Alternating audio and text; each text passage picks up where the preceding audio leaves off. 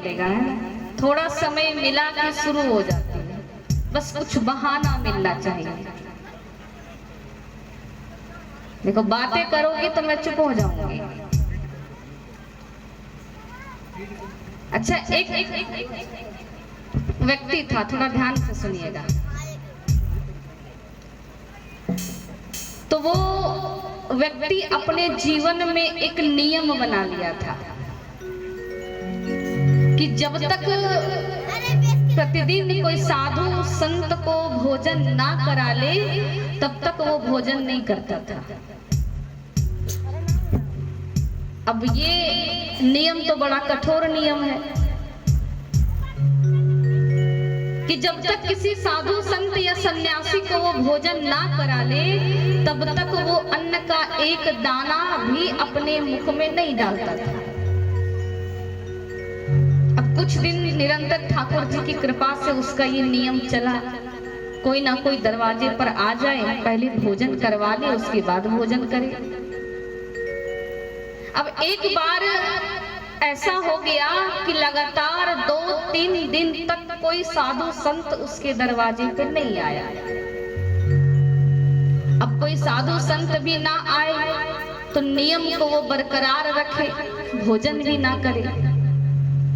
आखिर व्यक्ति भूखा प्यासा कितना दिन तक रह सकता है? 1 दिन, 2 दिन, 3 दिन, ज्यादा दिन रह सकता है क्या? नहीं रह सकता। पत्नी बोली कि ए जी, आप जो ये नियम लगा लिए हैं जीवन में, ये बड़ा कठोर नियम लगा लिए हैं, आखिर ये कब तक चलेगा? आज 3 दिन हो गया, आप अन्न का एक दाना भी ग्रहण नहीं किए हैं और आपकी स्थिति बहुत खराब होती जा रही है। तो आप मेरी एक सलाह मानिए, आप बाजार जाइए और बाजार से कोई साधु संत की फोटो ले आइए। जिस प्रकार भगवान की फोटो होती है, मूर्तियां होती है, कोई साधु संत की आप फोटो ले आइए और जिस प्रकार प्रतिदिन भगवान को भोग लगाया जाता है, आप उनकी फोटो को भोग लगा दिया करिए और भोग लगाने के बाद आप भोजन कर लिया करिए। और जिस दिन कोई दरवाजे पर साधु संत आ जाए तो आप उनको भोजन करा दिया करिए। वो व्यक्ति सोचा, जाति का वो ब्राह्मण था, सोचा कि ठीक कह रही है पत्नी। बाजार निकला, पूरी बाजार ढूंढ लिया, कहीं कोई साधु संत की फोटो नहीं मिली। हम मिली तो बतासे की बनी हुई मूर्ति मिली। बतासा जिसे सभी लोग भोग लगाते हैं ना, अगर आप बाहर जाएंगे झारखंड में आपको वो जल्दी से नहीं मिलेगा। आप बाहर जाएंगे तो बतासे की बनी हुई तरह तरह की चीज मिलती है। तो एक ठेले पर बतासे की बनी साधु की मूर्ति बिक रही थी। वो ब्राह्मण बेचारा भूखा ठेले से 3 साधु की मूर्ति को अपनी झोली में खरीद करके डाला और घर आ रहा था कि 3 दिन से भूखा हो तो 3 साधु की मूर्ति ले जाता हूँ, तीनों मूर्तियों के सामने भोग लगा दूंगा। अब घर आया, घर आ ही रहा था कि सामने से 3 साधु दिखाई पड़ गए।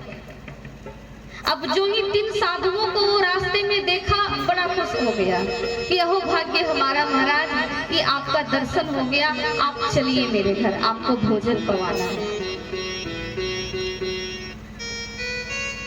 घर ले आया, घर ला करके अपनी पत्नी से बोला, अरे ओ सुनती हो, देखो प्रभु ने हम दोनों की सुन ली, हमारे घर में 3 संतों का आगमन हुआ।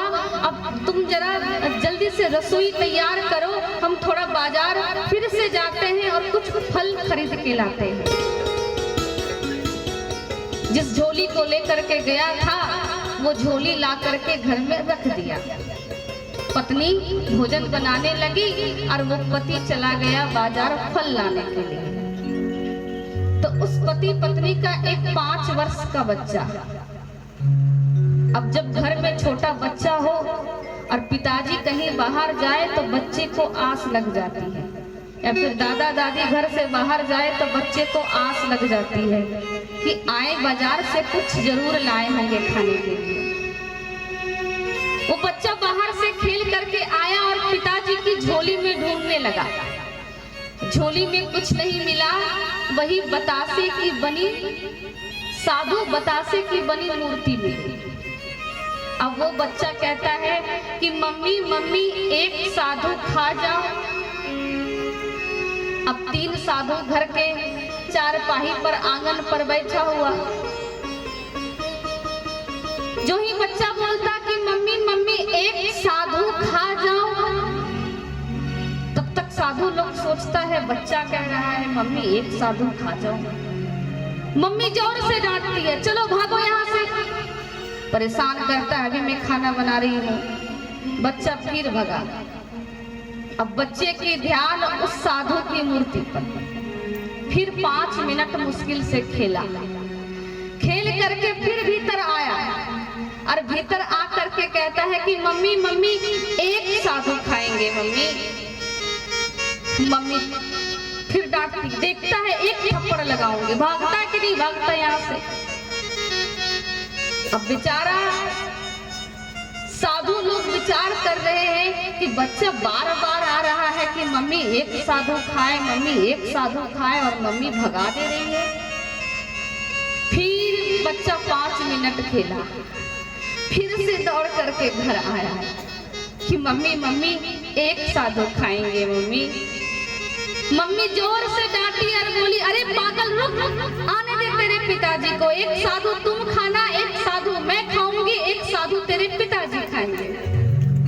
अब जो ही साधु लोग सुने कि अरे बाप रे बाप, अभी तक तो बेटा खाने का बात कर रहा था, अब माँ भी कह रही है कि एक साधु तुम खाना, एक साधु तेरे पिताजी खाएंगे और एक साधु मैं खाऊंगी, भागो यहाँ से। अब साधु लोग अपने धोती को समेटे और लगे भागने। उधर से वो व्यक्ति आ रहा था फल लेकर के, अरे महाराज कहाँ भागे जा रहे हो, रुक जाओ मैं 3 दिन से भूखा हूँ। जो ही ये तीनों साधु सुने कि अरे बाप रे बाप, उधर बेटा खाने का बात कर रहा था, बाप कह रहा है 3 दिन से भूखा हूँ और तेज भागो, नहीं तो आज गोविंदाय नमः हो जाएगा। प्रेम से बोलिए भक्तवत्सल भगवान